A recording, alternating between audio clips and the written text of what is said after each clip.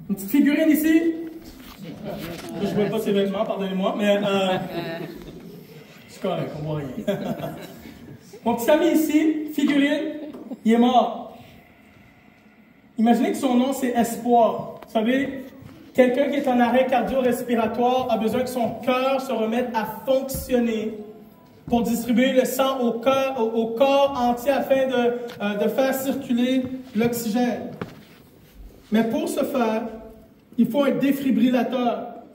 Et quand tu arrives avec un défibrillateur, ça envoie un choc électrique. Pensez-y, des fois j'y pense, on donne des chocs électriques aux êtres humains pour les... Tu sais, c'est quand même intéressant.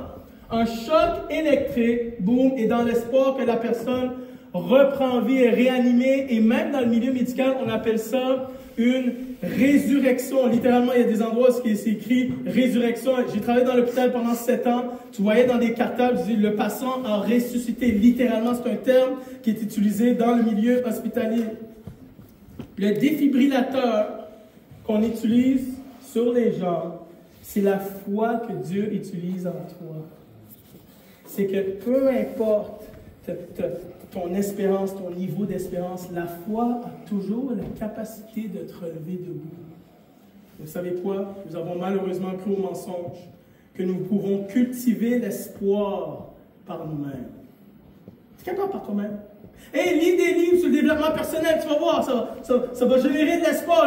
Va dans un groupe de soutien, tu vas voir, ça va générer de l'espoir. Essaie de remplacer des pensées négatives avec des pensées positives. Vas-y, lève-toi un matin et fais ça. Tu vas voir, ça génère de l'espoir. Tu vas voir, si t'entoures-toi de bonnes personnes, tu vas voir, ça génère de l'espoir. Si tu focalises sur les choses que tu peux contrôler, tu vas voir, ça génère de l'espoir. Puis je dis pas que ces choses sont mal, mais j'aimerais te dire, puis il y a quelqu'un, je suis convaincu, au moins une personne qui l'a vaincu dans cette salle, qu'il a vécu, dans cette salle, c'est que des fois, toute cette liste, tu as zéro force pour la faire. Tu as besoin que ton espoir intérieur, ta motivation extérieure soit réanimée pour pouvoir juste croire que c'est possible. Jésus ne veut pas juste que tu aies une espérance dans ta tête, il veut te donner la force de l'accomplir. La foi ressuscite ton espérance en toi quand tu es à plat et change littéralement ta vie. On va regarder ensemble une vidéo de Dance, Jules, Loïc, Wilson et Virginia qui témoignent du changement qui s'est produit dans leur vie après avoir mis leur confiance et leur foi en Jésus. Après, je reviens. On écoute ensemble.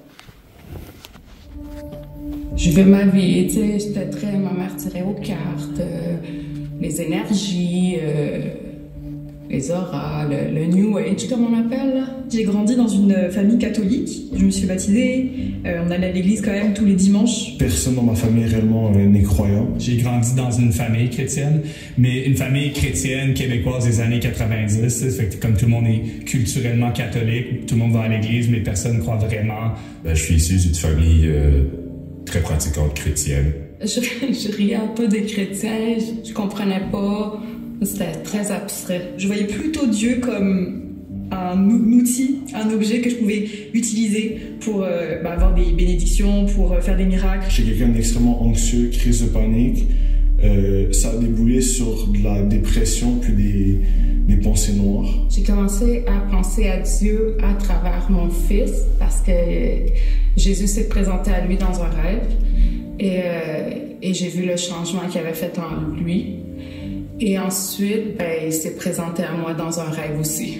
Et en lui, je ne lisais pas la Bible, je n'allais pas à l'église, je n'avais pas cet intérêt-là, je savais juste qu'il existait. Je me mettais toujours en question par rapport aux raisons que je faisais. Est-ce que je suis digne? C'est vraiment, je dirais, à cette période-là que j'ai vraiment remis sérieusement en question, en fait, pourquoi j'étais chrétien. Je me sentais un peu vide. J'arrivais pas vraiment en fait à me sentir vraiment épanouie, de pas sentir vraiment aimée, puis d'aller chercher cet amour un peu partout, dans la validation des autres, que ce soit mes amis, que ce soit les hommes, dans les relations.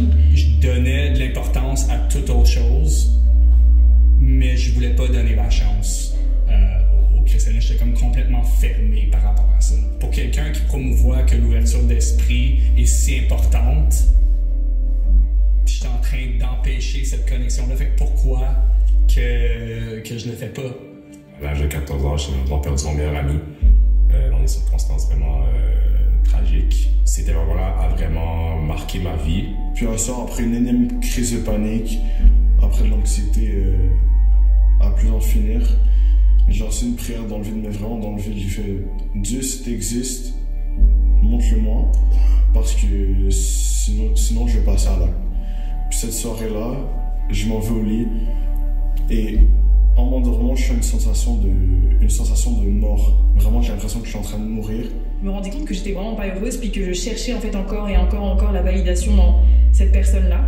Je sentais qu'il y avait quand même un vide et qu'il y avait quelque chose qu'il fallait que j'arrange. Je suis tombée malade et j'étais vraiment mal. Alors là, j'ai prié. J'ai vraiment réalisé à quel point, ok, wow, la vie est réellement courte. Tout peut basculer comme ça. Le plus que je lisais, non seulement le plus que je comprenais sur moi-même, le plus que je comprenais sur les gens autour de moi, puis les relations interpersonnelles, puis notre société, puis beaucoup des valeurs auxquelles j'attitrais énormément d'importance se retrouvaient dans la Bible. Je me souviens, je me suis assise dans un parc, il faisait nuit, c'était en été, puis vraiment je me suis affalée et je me suis dit, Seigneur, c'est à ton tour, parce que moi je sais plus quoi faire. Il y a un moment où c'était Pasteur Jasmin qui a fait un message. On avait une enveloppe où on devait indiquer un but à atteindre. Je me suis rendu compte que de faire le pas de foi entre mes croyances anciennes, la manière que je voyais le monde, était beaucoup plus grand que celui que je devais faire pour devenir chrétien. Puis j'ouvre mes yeux et Jésus est devant moi. Et Jésus est là et il me dit « Va et vis, tout va bien aller. » Et depuis ce jour-là, l'anxiété m'a quitté, les pensées suicidaires m'ont quitté, puis la vie est belle. J'ai prié avec toute mon âme, avec toutes mes tripes, comme on dit. Puis il m'a guéri. Puis il m'a guéri aussi de ma dépendance. Quand j'essaye d'être au contrôle, ça fonctionne pas. Je suis pas heureuse. Je te laisse diriger ma vie. Je te fais confiance, puis je te donne tout. Dès que j'ai reçu la lettre, je me suis mis à pleurer. Et je comprenais pas, je me suis dit, mais pourquoi je pleure comme ça? C'est quoi? Et avec du recul, c'était ma réponse.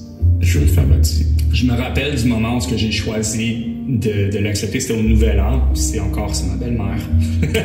Elle disait, je suis tellement content que vous avez pris les pas pour retourner à l'église, puis que vous apprenez à reconnaître Jésus, puis que vous avez ouvert vos cœurs à Jésus. Puis moi, je me disais, j'étais comme, pour la nouvelle année, je veux vraiment apprendre à ouvrir mon cœur à Jésus. Puis elle a dit ces mots-là, puis j'étais comme... Il y a quelqu'un qui me parle en ce moment, tu sais. Quelles sont les possibilités qu'elle dise les mêmes mots que j'avais en tête à même pas une minute d'intervalle au moment où est-ce que j'ai cette pensée-là? Fait que j'étais comme, ok, ben ça c'est la confirmation, je dois le faire. Mais ça a été vraiment radical du jour au lendemain. Je suis passée de rien à tout. La paix que j'ai eue. J'ai eu une paix à l'intérieur, mais une paix que rien me perturbe. Cette paix que j'ai ressentie à ce moment-là, malgré la tristesse et malgré le rejet, je me suis dit, mais en fait, il y a que ça qui compte en fait. En me réveillant, j'avais l'impression que c'était surréel, parce que je demande quelque chose et on me répond à la seconde. Puis, alors qu'il n'y avait pas réellement de foi derrière ma prière. Donc, peu importe les épreuves que j'ai traversées, les doutes, les remises en question, je peux pas vivre sans. Le filtre avec lequel je voyais ma vie a complètement shifté. Je préfère de loin suivre un chemin qui est donné par quelqu'un qui est beaucoup plus juste que moi. Parce que mes propres pensées vont souvent m'apporter quelque part que je devrais pas être. J'avais soif de la parole, j'avais soif de Jésus. Je voulais juste en apprendre plus.